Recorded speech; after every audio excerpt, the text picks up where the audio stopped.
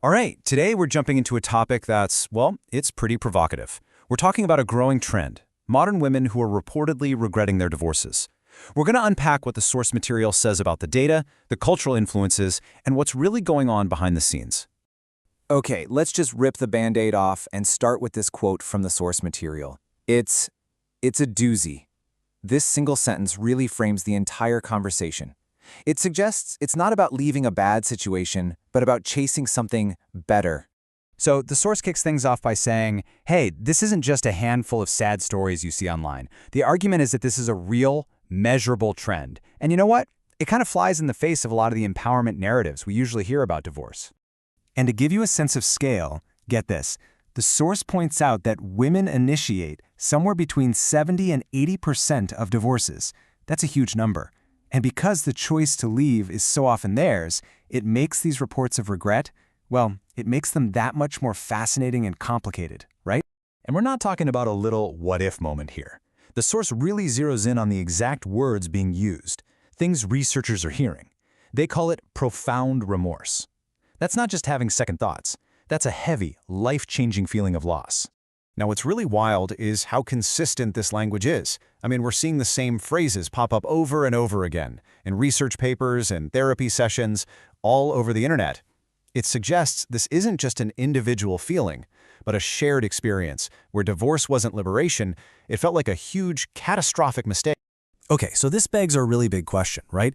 If these weren't all horrible, abusive relationships, then why leave? What was the push? And the source argues that, these decisions didn't just happen out of nowhere. The argument here is that a whole generation of women was basically swimming in a sea of cultural messages that completely changed the game. They redefined what a happy marriage should feel like and what personal happiness even means. It was almost like this constant background noise, this chorus, telling them they deserved more. So what were these messages? Well, things like, if you're not happy all the time, something's deeply wrong. Or the idea that your personal fulfillment is the absolute #1 priority, even over long-term commitments. And the big one, that a good, stable marriage was actually settling. The source says this stuff was everywhere and it was almost impossible to tune out. And this is a really, really important distinction the source makes. It's not saying women are regretting leaving abusive or toxic relationships. No way. The focus here is on women who left what are described as good, imperfect men. Reliable guys, good dads, but maybe not the thrilling, romantic hero from the movies. That's the core of the argument. So all that cultural pressure created some massive expectations. Which brings us to the next big point from the source. The huge, glaring gap between what life was supposed to be like after divorce and what it actually was like for a lot of these women. Let's start with social life, the expectation. You've seen it, right? The glow up, the girls' trips, this newfound freedom. But the reality reported in the source was pretty much the opposite. A deep, heavy loneliness, and watching your friend group kind of drift away. Then there's dating.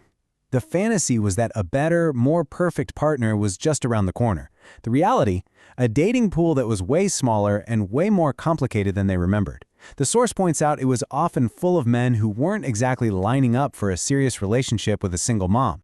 And this one's tough. The family. The story we're often told is, oh, kids are tough, they'll bounce back. But the source argues the reality was a permanent crack in the family foundation. It created this lasting sadness for the kids that the moms then had to live with every single day.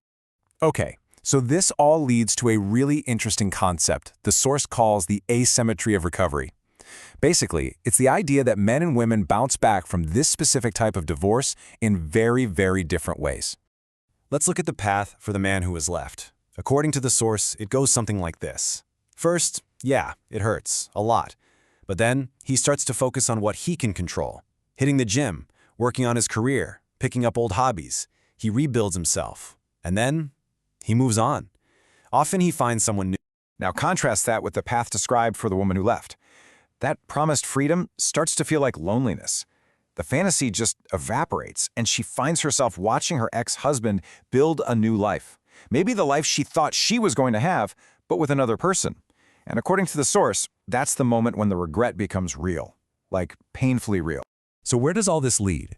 Well, it all builds up to the source's big takeaway, which is basically a warning. It's a cautionary tale for anyone out there in a marriage that's, stable, but maybe a little boring, and is thinking about walking away. The source suggests asking yourself some tough questions before making a move, like, is this man actually harmful? Or is he just a human being with flaws? Is this relationship truly beyond repair? Or have we just not put in the hard work?